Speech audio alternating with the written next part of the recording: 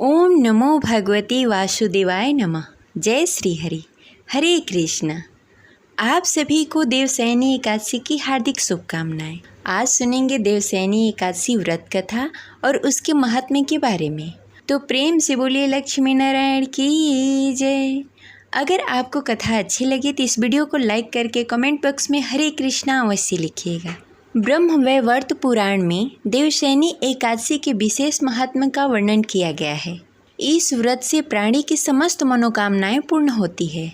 आषाढ़ मास के शुक्ल पक्ष की एकादशी को देवशयनी एकादशी कहा जाता है। इसी एकादशी से चतुर्मास का आरंभ हो जाता है। इस अवधि में कोई भी शुभ कार्य जैसे शादी, विवाह, मुंडन आदि नहीं किया जाता। मान्यता है कि इस दिन से श्री हरि विष्णु क्षीर सागर में शयन करते हैं और फिर 4 माह बाद उन्हें उठाया जाता है। उस दिन को देव उठानी एकादशी कहा जाता है। इस बीच के अंतराल को ही चतुर्मास कहा जाता है।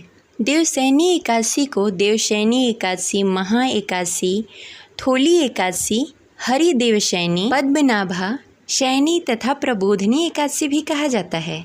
अब चलिए शुरू करते हैं देवशयनी एकादशी व्रत कथा।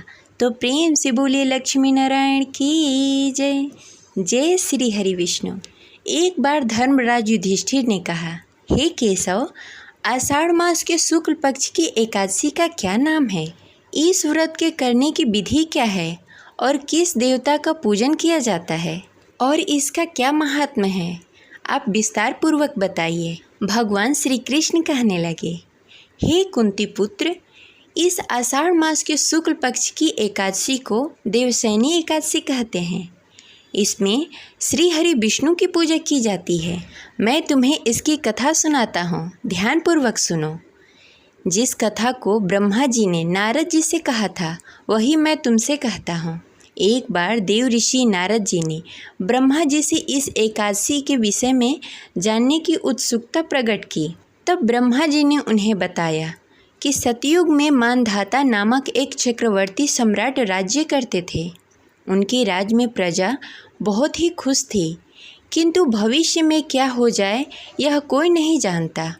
अंत में वे भी इस बात से अनभिज्ञ थे कि उनके राज्य में शीघ्र ही भयंकर अकाल पड़ने वाला है। उनके राज्य में पूरे 3 साल तक वर्षा नहीं होने के कारण भयंकर अकाल पड़ गया।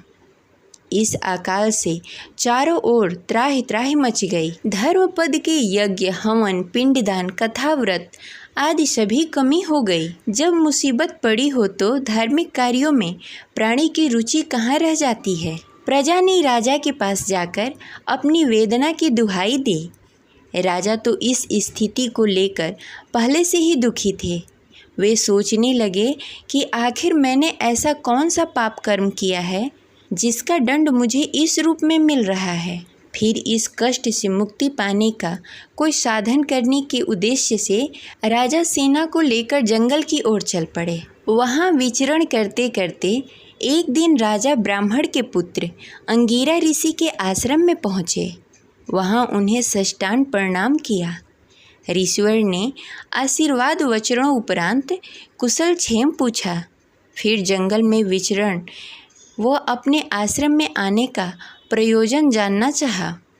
तब राजा ने हाथ जोड़कर कहा, हे महात्मा, सभी प्रकार से धर्म का पालन करता हूँ, फिर भी मैं अपने राज्य में दुर्भिक्ष दृष्टि देख रहा हूँ। आखिर किस कारण से ऐसा हो रहा है? कृपा करके इसका समाधान करें।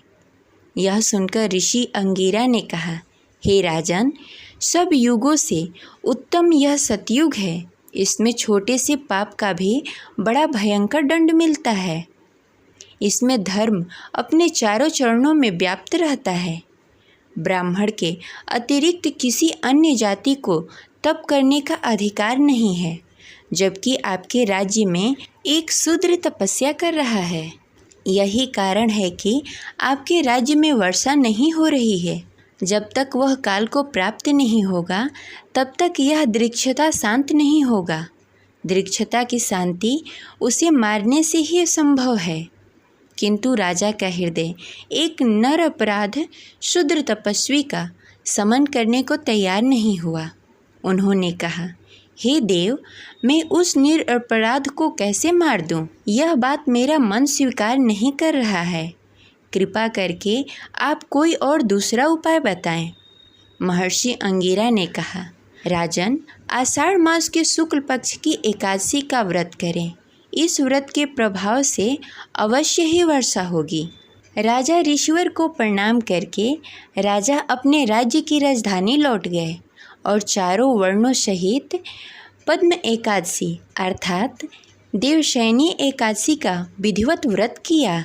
व्रत के प्रभाव से उनके राज्य में मूसलाधार बारिश हुई और पूरा राज्य धन्य धान से परिपूर्ण हो गया। ब्रह्मवैवर्त पुराण में देवशयनी एकादशी का विशेष महात्म का वर्णन किया गया है। इस व्रत से प्राणी के समस्त मनोकामनाएं पूर्ण हो जाती है। तो इस प्रकार देवशयनी एकादशी व्रत कथा संपन्न हुई। तो प्रेम से बोलिए लक्ष्मी नारायण की जय। जय हरि विष्णु। आशा करते हैं यह कथा आपको अच्छी लगी होगी। तो इस वीडियो को लाइक करके कमेंट बॉक्स में हरे कृष्णा अवश्य लिखें। अगर आप हमारे चैनल पर नए हैं, अगर आप कथा सुनना चाहते हैं तो हमारे चैनल को सब्सक्राइब करके बेल आइकन को दबाना ना भूलें। मिलते हैं अगले वीडियो में। तब तक के लिए हरे कृष्णा, राधे राधे।